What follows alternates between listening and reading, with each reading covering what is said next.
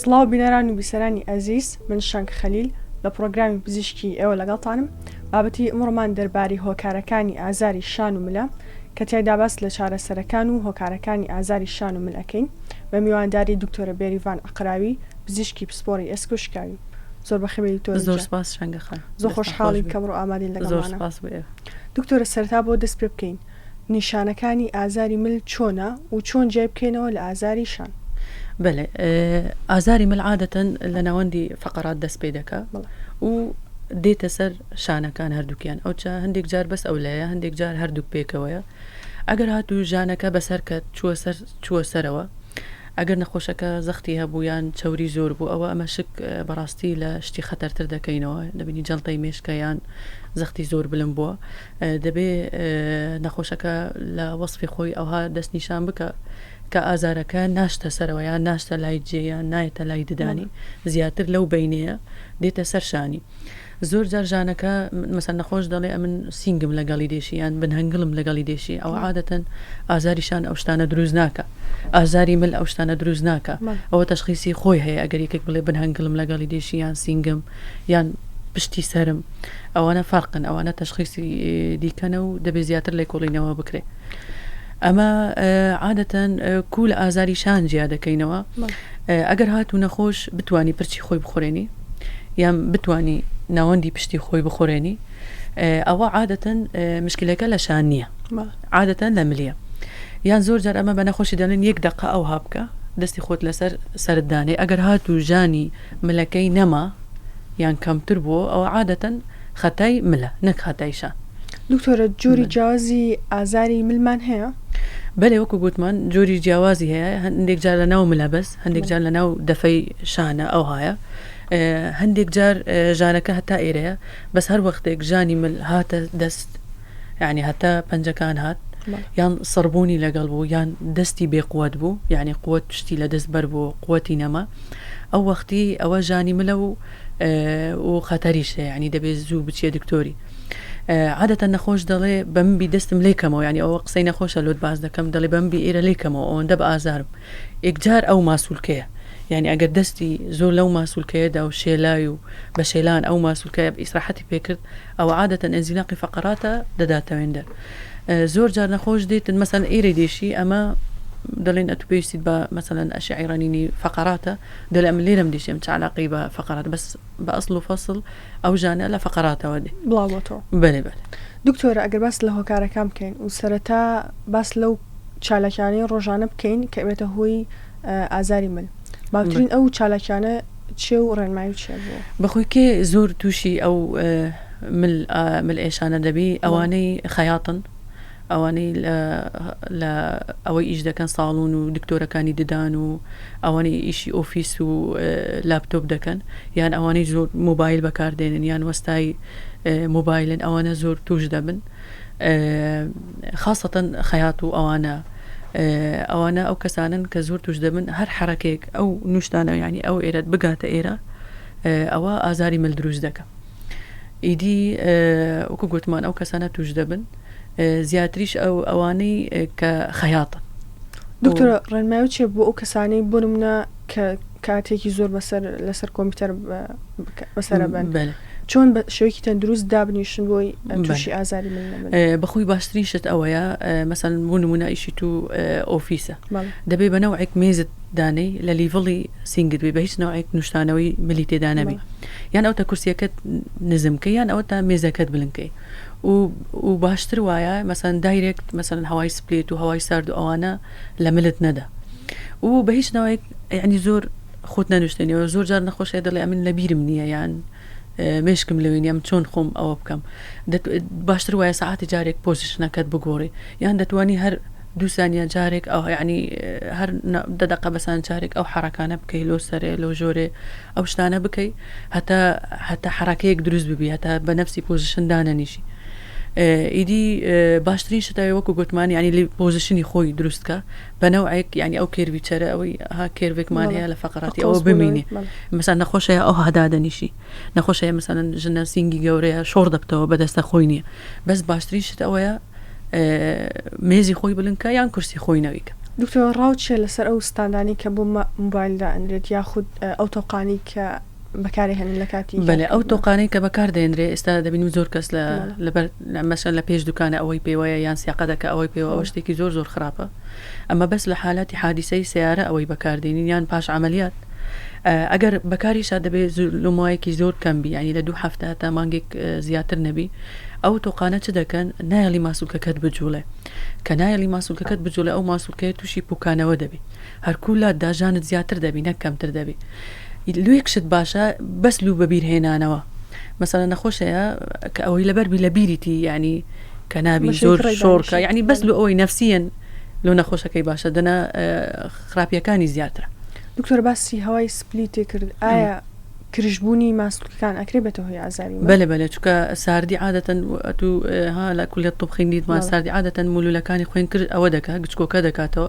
نایە لە خین زۆر بچیل و ماسوولکەی ئیدی گرژیان دەکاتەوە ینی هەوای سپلیت هیموبەڕی دێشتا باشترە بەس سپلیت عینەن خەنجەرە لو فەقەرات و لو ئێسکول و ئەوشتانە. دکتۆرە ئەگەر باسی نەخۆشە درێژخانەکان بکەین بۆ منە سەوەفان یاخود ڕۆماتیزم ئەمانە چۆن کاریگەری لەسەر ئازاری مل هەیە و ئەکرێت بێتە هۆی ئازاری مل؟ بەێ بەخۆی سەوەفان چیە یعنی حالەتێکی فسیۆلۆژیە ئێستا کو ئینسان پرچی سپی دەبی چاوی زعیفتە من کە گەورە دەبی پێستی چرج دەبی ئێسک بای خۆی ئەو هایان لێنێ ئەوجا نەکالی فەقەراتی ملی هەموو جێکی جۆکە هی ئێسکەکانی دیکەنە هەر هەمویان تووشی پیربوون دەبن خەتاکەش لە عمرەکەیە ینی نەک لە شتەکانی دیکە بەێ لە هەمویان زیاتر سەوەفانە چکە ئێستا ئەگەر ستایلی جانت ئەتو بەو شێوەیە غەڵەت بی لە عمری گچکەتر وات لێدە ئێستا نەخۆشەیە مەسەن عمری 7 ساڵە فەقەراتی ئەشعیلۆ دەگری وێران بووە ئەو خەتاکە لە عمرەکەیە بەس ئێستا ئەمە ئەوە ئێستا دەبینین ئەوەندەی ئازاری مل و نەخۆشی من لە گەنجانەیە ئەوەندە لە پیران نییە ها ئێستا دنیایەکی دیجیتاڵیە و هەموو زۆر موبایل بەکاردێنن و هەمووی ئیشی بوویتە لاپتۆپ و ئۆفیس و لێە لە گەنجان ئێستا زیاترە لە گەوران ئەوجا ئەم تەسەوڕ دەکەم ئێستا لەوانەیە 10 ساڵ 20 ساڵی تر ئێستا ئەمە ئەگەر نەخۆشی سەوەفان ئەوشتانە لە عمری 6 ساڵی بەسەرەوە ڕووبدا لە 50 ساڵی بەسەرەوە ڕوودەدا لەبەر ئەو ستایلی ئێستا دنیا ها ئێستا دنیا چلات هەمووی بوویتە دیجیتاڵی و بەێ دکتۆرە چی دەرواری نەخۆشەکانی بڕبرەکانی پشت؟ بەێ بەخۆی عادەتەن پشت لە چ پێک دێ لە ئێستێک پێک دێ لەگەڵ کڕکراگەی لەبینە ئەگەر نەخۆش بەس ژانی ملی هەبوو ئەوە عەلاکسەر نیشانەکە ینی نەخۆشیەکە لە ئێسکەکەیە بەس هەرکوو شۆڕ بووە ینی ئەو هاتە خوارێ و هاتە دەستی ئەوە ئەکیید بە کڕکراگەکەی جوڵایە لە جێخۆی و ئەسیر لە دەماری دەستی دەکە زۆر جار لە هەندێک ئەگەر نەخۆشەکە مەسەڵەن ئەنزیلاقی هەبی ئەوە لە کتاب باس کرای بەس حقەتەن ئەتا ئێستا ئەمە لە عملی نەماندیتە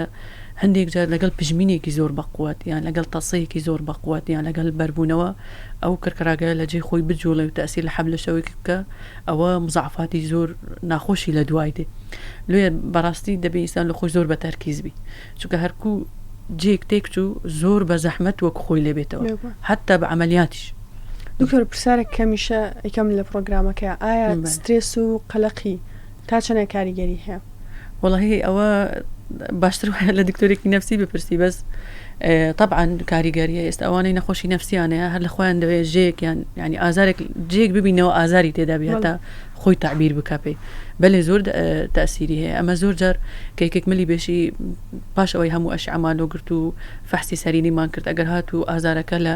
دەرنەچوو لە ملە ئەوە ڕیفێری دەکەین لە دکتۆرێکی نەفسی.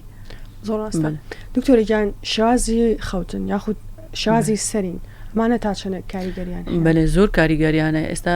من داپیرم ئەوە بالیفی خڕیان هەبوو ئەوە خڕبوون و گەورە بوون ئەوانە زۆر خراپن عادەتەن باشترین شت ئەوەیە لەسەر تەنیشتەکان بنووی لەسەر لا تەنیشتەکان بنووی و بالیفی خاصەیە لۆملی وەک وەیڤە لەسەر ئێرە دادنەی یان ئەگەر هاتوو لەسەر پشتنووستی باشتر وایە زیاتر شانت لەسەر بالیفی بی نەکسەرت یان هەر بالیفی دانەنی ئەگەر بالیفی دانەنەی باشتریشە یان ئەگەر دادنا زیاتر شانت لەسەر بالیفەکە بیسەرەکە لەو بەری بالیفی بی باشترە. دکتۆرە یەکێک لە هۆکارەکان و ئەزانین هەوکردنی پەردەکانی مەشک ئەکرێ بێتە هۆی ئازاری مل ئەگەر باسێکمان بۆ بکە بە شێوکی کورد و نیشانەکانی چۆن و چۆن هەوکردنی پەردەکانی مێشک بەێ ئەوە عادەتەن ژانی هەوکردنی پەردەکانی مێشکووە زۆر زیاترە لە ژانی مل ئێستا ژانی ملی کووە ناو بەناوە يعني نەخۆشی بە خەبەر ناینی لە شەوان نەخۆش هیچ ئیشی ناکە و ئەگەر نەخۆش گوتی ئەمن دانیشتیمەوە هیچ عیبم نییە و هیچ ئیشم نەکردیە ملم هەردێشی و بەردەوامەوە بە مسەکن چانابی و ئەوانە عادەتەن ئەو ژانانە زۆر خەتەرە یان نەخۆشی بە خەبەردێنی شەوان یان هیچی نەکردیە نە ئیشی ئۆفیسە نە ئەوەیە هەر لە خۆیەوە ئێرە دێشی و ناحەوێتەوە مسەکن بەکاردێنی و چانابی ئەوانە عادەتەن دەبێ فکر لوشتی خراپتر لە ملی بکەیەوە. دکتۆرە ئەی چی دەربارەی گرێ یاخود گرێی ئەگەر سەرەتا شەرپەنجەیی بێ یاخود تەنها گرێ بێ؟ بەێ بەنسبەت گرێ حقیقەتەن ئەمە لە وڵاتیمە لەبەر ئەوەی مەسەلەن ئێستا ئەشعی ملەوەن زۆر ئەرزانە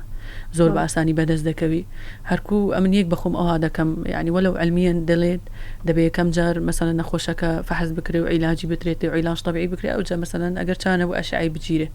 بەس حقیقەتەن ئەمن یەک بەخۆم لەبەر ئەوەی بە ئاسانی ئەشعی ملەون بەدەست دەکەوی زۆربیان یان یەکسەر لە ئەشعی ملەون دەنێرم خوانەکە ئەگەر گرێبی کیسەکبی لەسەر حەبل شەوکی وبی زوو تەشخیص بکرێ ئێستا لە دەرێ ئەو هاانە لە بەرەوەیان سیستەمی GP و ئەو شتانەیان هەیە بەس ئەمن بەڕاستی هەرکە دێنە لام پێشیان دەڵێم ئەوە پێویستی پێ نییە بەس لەبەرەوەی بە ئاسانی بەدەست دەکەوی خوانەکە شتێکی خراپتربی لەناو ئەشعەکەیە تا زوو عیلاجی بکەین ئەمن لۆیان دەنێر. دکتۆر چ کاتێک ئازاری مل جێ مەترسیە و عنی پێویستە ڕاستە خۆ پزیشکی پسپۆڕ ببینە نیشانە مەترسیدارەکان بەێ نیشانە مەترسیدارەکان چنە وەکو ئەوەی کە دەڵێم مەسەلەن شەوان بە خەبارت بینی یان ئیشت نەکردیا دانیشتی و لە ئیسراحەتی و ژانەکە هەر بەردەوامە یان مساکن دەخۆی چانابی و لە هەمویان باوتر وەختی شۆر دەبتەوە وەختی دێتە خوارێ ئێستامان مجارێ نەخۆشی دەڵێن ئەو هادێتە خوارێ هەتا هەیە بەس لێرەی دێشی هەیە بەس لێرەی دێشی هەیە پەنجەکان لەگەلی سەردەمن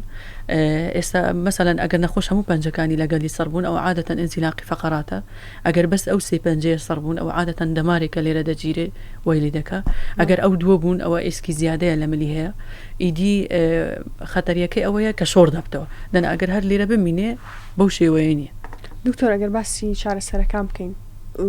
ڕیزبەندی چارەسەرەکان لای ئێوە چۆنە و چۆن یەکەم جار دەبێنە خۆش ستایلی ژیانی خۆی چاکە مەسەن وەکو ئێستا باسمان کرد خۆی لەسەرما بپارێزی بەرنەبتەوە دەعمنەکە مەسەلەن ئێستا و سیاری داهشور لە ناکاو زۆر ملی خۆت بانەدەی ئاگای لە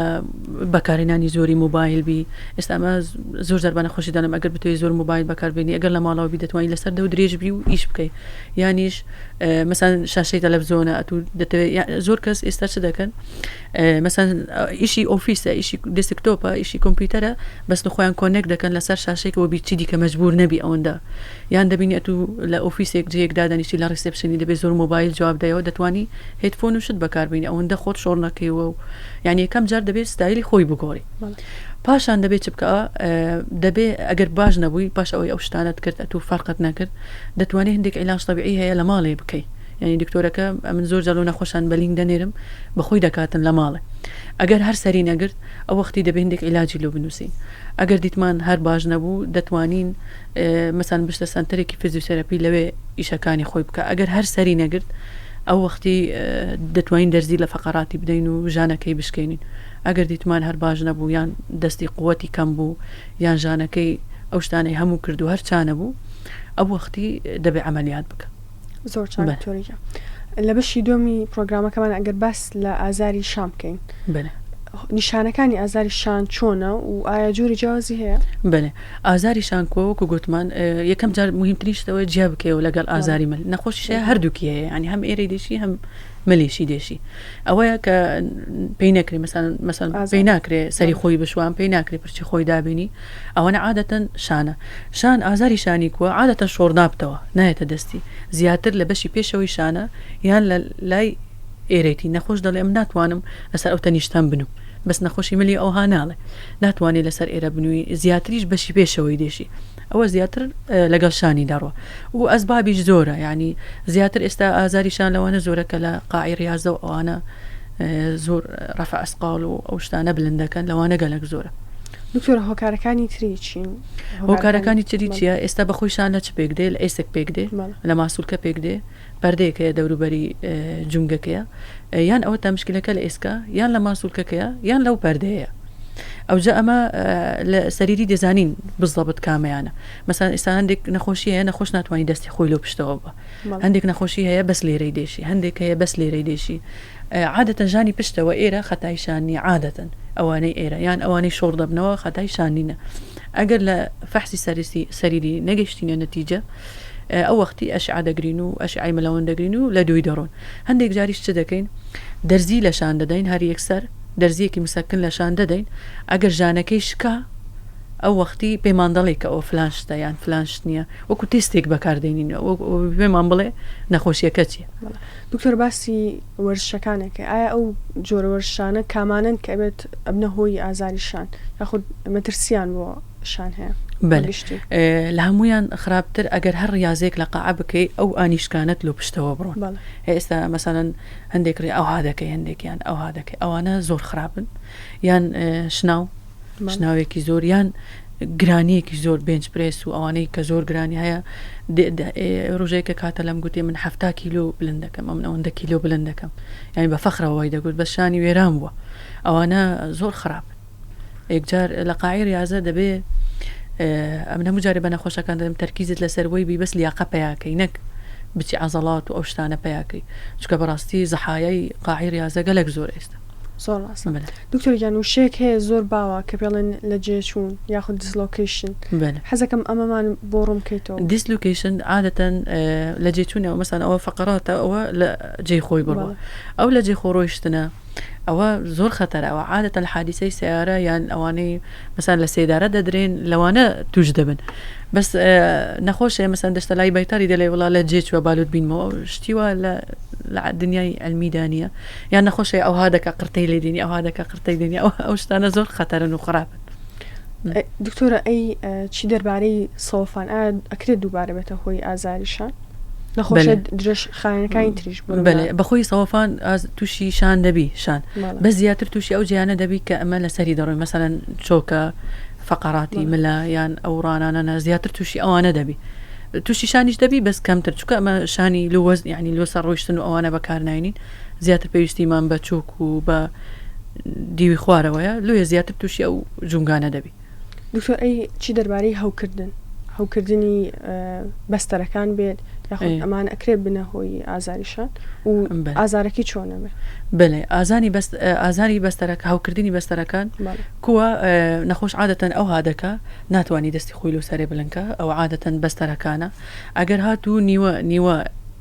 بڵم پچرابوویان یەکەم جار ئەلتیاب دەست پێ دەکە ئەگەر عیلاجت نەکرد نیوەی دەپچڕێ ئەگەر عیلاجت نەکرد کۆمپلیتلی دەپچڕێ ئەمە کو دەزانین پچڕایە مەسەن بەستەرەکانی شانی ناتوانی دەستی خۆی بلنکە هەر وەکۆی لە دیکە بەدەستی تر دەستی خۆی ئەوها بلندەکە بۆی دەزانین کە ئەوە پچڕایە کو دەزانین نیوەیە مەسەن فحسمانەیە فحسی دەکەین بۆی دەزانین کە نیوە پچڕایە مەرحەلەی پێش پچڕانەکەش بەس ئازارە هەندێک فحسمان هەیە دەزانین کە ئەوە بەس ئازاری هێشتانە پچڕایە هەندێکی جارۆکە گوتم دەرزی لە شان دەدەین ئەگەر ژانەکە شکا بە دەرزیەکە ئەوە تەشخیسێکە ئەگەر نەشکە ئەوە شتێکی دیکە دکتۆر حاڵتێکی تر تا ڕادێک باوە فرۆزن شۆڵدەرەکە ناتوانن شانیان بجوڵێنن بڵێ شێوازی ئەمە چۆن و فرۆزنەکە هەر لە ناوەکەی خۆی بەخۆی ئێستا گولبەرینی سیارە هەیە هەندێک جار دەڵێن گلیزی نامینێ شانیش ئەو هەیە ئەوانەی سوکەریان هەیە ئەوانەی زەختی غودەیان هەیە یان ئەوانەی ڕۆماتیزم و ئەوانەی حملیان هەیە زۆر جار ئەو پەردەی لە دەوروبەری شانە چی لێ دێ ینی ئاوی ناوشان کەم دەبتەوە پەردەکە گرژبوون دروست دەبی و نەخۆشەکە کو دەزین ئەوە فرۆژن بە هیچ نەوعێک ناتوانانی ینی دەستی بچوڵێنی نەدەتوانی ئەوە بانە یعنی ئەو هەڕق بووە لە جێک ئەوە عادەتەن بەخۆی لە ماوەی 2 ساڵ بەخۆی نامینێ بەس نەخۆش ئەوەندە تەحمل لاکات و لە ماوەی 2 ساڵ ئەوەندە ژانی و ئازاری هەبی لێ دەبێت تەسەڕفکە یعنی لەگەڵی ئەوەش عیلاجی خۆی هەیە و عادەتەن ئەمە یەکەم جار حەبوو دەرمان دەدەین عیلاج تەبیعی دەکەین ئەگە هەر سەری نەگرت ئەوە لە بنبەنجی حرەکەی لۆ پێ دەکەین ئەگە هەر سەری نەگرت دەبێت نازۆری شانی لۆ بکرێت زۆر چاکتۆریان ئەگەر باس لە چارەسەرەکان بکەین و ڕیزبەندی چارەسەرەکان چۆن و چۆن کەیسێکی کێشە لە ئازاری شانە چارەسەرەکەن بڵێ ئەوە حەسەب تەشخیسەکەیە ئێستا هەندێک نەخۆشی هەیە هیشانی دەبێت نەخۆشەکە نەجوڵەیە یعنی هەر ئەوەی لەبەرکە و حەمالەی لەبەرکە و نەجوڵێنی ڕێستێکی فولی بداتێ ئەگەر هات و مەسەن خوانەکە کیسە بوو گرێ بوو ئەوە دەبێت دەربێ دەبێ بە عملیات دەربێنی ئەگەر ئەلتیهابی بەستەرەکان بوو ئەوە دەبێ حەبوو دەرمان بدرێت و عیلاج طبیعی بکرێت ئەگەر هات و شکان و شت بوو ئەوە دەبێ پلاتین و شت دابنرێ و عملیات و نیشتەرگەری لێ بکرێت حەسەب تەشخیصەکەیە لۆیە دەبێ ئەو کەسە بێتە لایمە ئەمە تەشخیصی بکەین و حەسەب تەشخیصەکەی عیلاج دەکرێت. دکتۆرە پرسایەکتر هەرچەنە زۆر پەیوەندی نییە بە بابەتەکەمانەوە حاڵتێکی زۆر هەیە کە لە جێچوونە لە L4 و L5 لە بڕبڕەکانی پشتان بە شێوکی کوربمان باس بکەیت دوزانین هۆکارەکانی چێ و چۆن خۆمان پارێزین لێ. بەڵێ لە هەمویان خراپتر ئەوەی ئەنزیلاق دروست دەکە ئەنزیلاقی فەقەراتی خوارەوە حرکاتی غەڵەتە مثلەن دەتەوێت پێڵاو لە بەرکەی خۆت شۆڕ دەکەیەوە لە عادینە دەبێت ئەو هادانیشی خۆت بکەیە وەکو مەقەسی لاقت بکەیەوە ئەو هاپێڵاوی لە بەرکەی یان شتی قۆرسان لەگری یان حرکەیەکی لە ناکاو دەکەی یان بەردەبیەوە یان حادیسەی سیارەت توش بووە لەوەی توش دەبی یعنی ئیلای دەبێت شتێکی غەڵەتت کردبی لە خۆیەوە ڕوونادا کە ڕوودەدا ئەگەر بەس ژانەکە لە پشت بوو ئەوە و بە ئەمە چ دەکەین لە خلالی 6 هەفتە قرار دەدەین یەکەم جار عیلاج و شت بەکاردێنین ئەگەر لە خلالی 6 هەفتە نەخۆشەکە ژانی نەشکە یان ژانەکە هاتە لاقەکانی و قووەتی لە دەستدا و سەربوون و ئەوانەی لەگەڵ بوو ئەوە بەخۆی احتیمالی 195 لە خلالی 6 هەفتە چابتەوە ئەگەر هات و چانە بووە یعنی ژانەکەی نەشکە یانیش دەستی پێکرد کۆنتترۆلی میز و پیسایی لە دەستدا یان لاقی قووەتی کەم بوو یان سەربوونەکەی چانە بوو بە عیلاج ئەو وەختی دەبێ فەقەراتەکە خاوێن بکرێتەوە عادەتەن ئەمە چ دەکەین کە فەقەرات خاوێن دەکەینەوە ئەگەر ژانی پشتی لەگەڵ نەبی پلاتین و شتی پێویست نییە بەس ئەگەر ژانی پشتی لەگەڵ بی دەبێ پلاتینیش دانی. دکتۆرە کۆتا ڕێنمایی چیە بۆ ئەو کەسانی کە ئازاری شان ومیان هەیە بە شێوکی گشتی؟ کۆتا ڕێنمایی وەکو گوتمان ینی لیڤڵی مێزی خۆی لە لیڤڵی مستەوای ینی بە هیچ شێوەیە ئەوەی لەگەڵ نەبی یان ئەوتە کورسیەکەی زۆر نزمکە یان ئەوتە مێزەکەی بلنکە و دایرێکتە هەوا لەی نەدا و حرکاتی فەجەتەن ئاوەڕ نەداتەوە یان سەرماکەمان باس کرد و فەجەتەن ئاوەڕ نەداتەوە و زۆر موبایل بەکارنێنی دەتوانی هێدفۆن بەکاربێنی یان دەتوانی ئیشی دسکتۆپەکەی ترانسفێر بکە و سەر شاشەیەکی تر بەو شتانە ئەگەر بە سەحی ژیایی بەو لایفستایل ژیار ئەوە هەر توش دەبی بەس لە عمری زۆر گەورە توش دەبی نەک لە گەنجی ئێستا گەنجەیە عمری مەیە وێرانە لە بەرشانی. دکتۆرە زۆر سپاس بۆ ڕێنماییکانە زۆر خۆشحاڵ بووم ئەمڕۆکەتەوە. زۆر سپاس لە ئێوە شەنگەخان دەستان خۆش زۆر سپاس. زۆر سپاس کە تا ئێستا بینەر و بیسەرمان بوون و تا زنجیرەی داهاتوو وەرتەندروست بن.